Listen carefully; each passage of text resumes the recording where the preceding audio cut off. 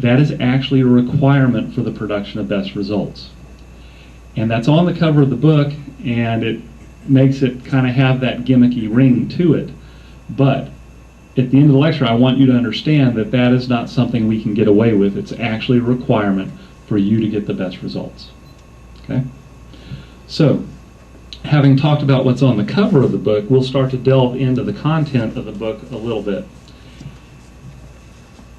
And the problem with the book and how it opens up is that we're making bold claims that are very, very different from what the conventional wisdom is.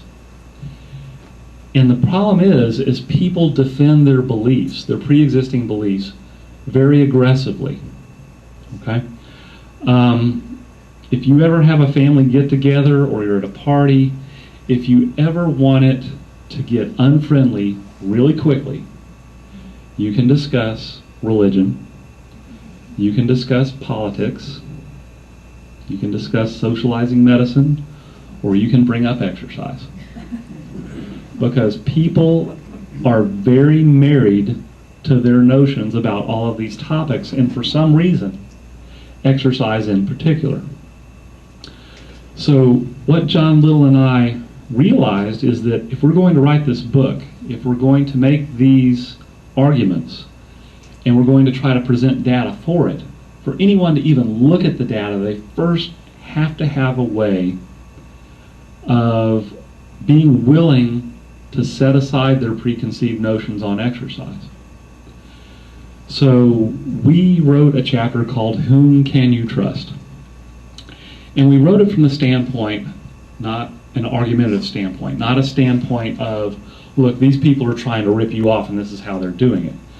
What we tried to do was to explain how the human mind operates and how we can make mistakes of observation that can either benignly and non-deliberately mislead us, or how that tendency to be misled can be exploited to sell us things. Okay?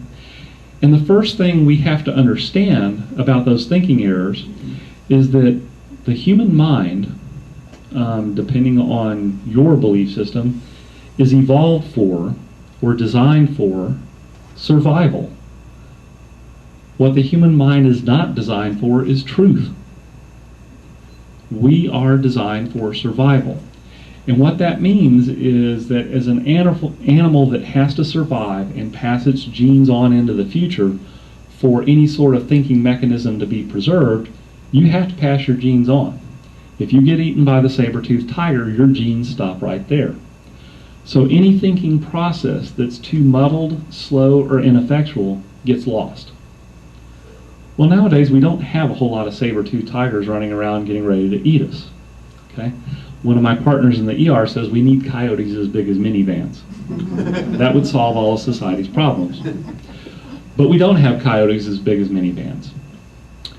And the way our minds operate is through a process called heuristics. And heuristics is basically us telling stories to ourselves about an observed phenomenon in nature. If I'm a hunter-gatherer and we go out for a hunt, and on the way out of the hunt a rabbit runs across the trail, and we go out for 2 days and we come back with nothing, we make this association between the rabbit and the bad outcome. So from now on, we sacrifice a rabbit to the gods before we go hunting. That is how our mind works, but it works this way because we're built for survival.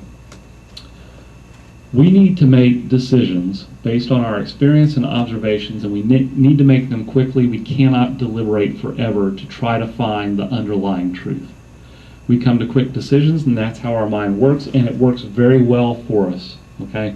We don't need a double-blinded, placebo-controlled trial to know that it's good to look both ways before we cross the street. Okay? But that builds into us the capability of making observational errors.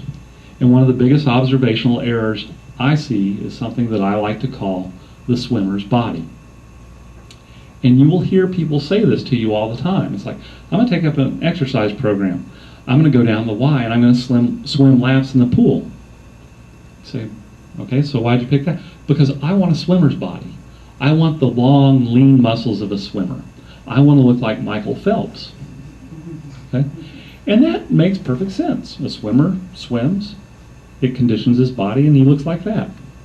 That's the assumption. What we don't realize is that many times in sport-based physical exercise activities, it is not so much that the activity selects or produces the body. The body selects the activity. Okay? And what I mean by this, and you can test this if you live near a university anywhere that holds a swim meet, I invite you to go down there on a weekend when they're holding a swim meet and show up at the beginning of the day and sit through the whole thing. And you may want to bring a video recorder because you may not even register it in real time. But what you do is during the qualifying rounds, you take a look.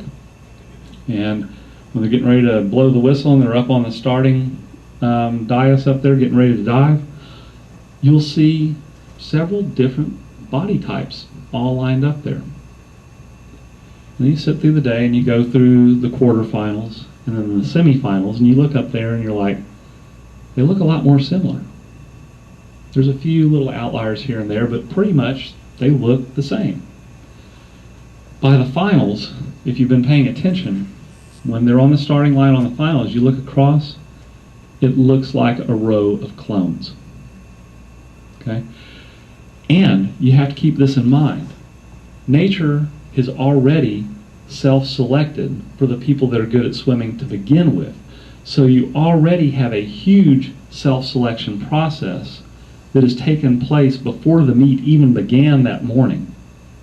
But then you take these pre-selected individuals that already have a phenotypic body shape good for swimming, and you apply the selective pressure of competition, which is basically accelerated evolution, to them, and by the end of the day, everyone looks identical.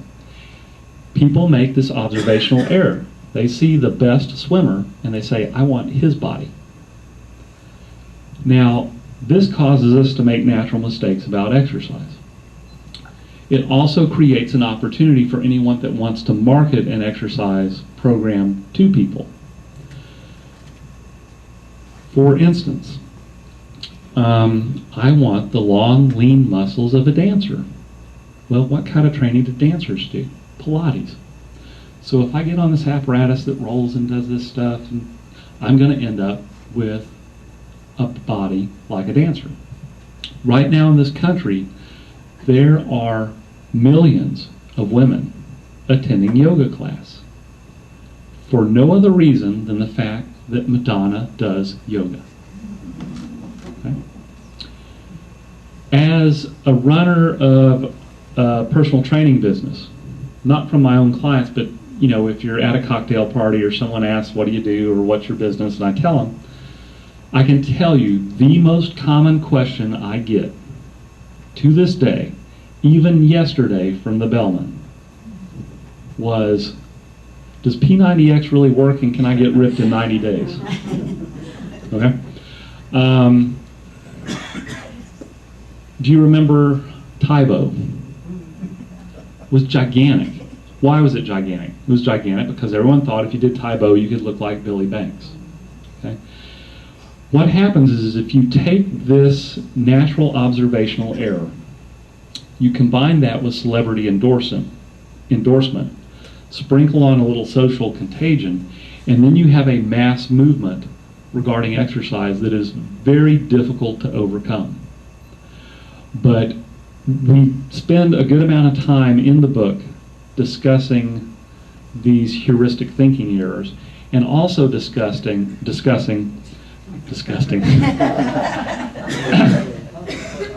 subliminal man,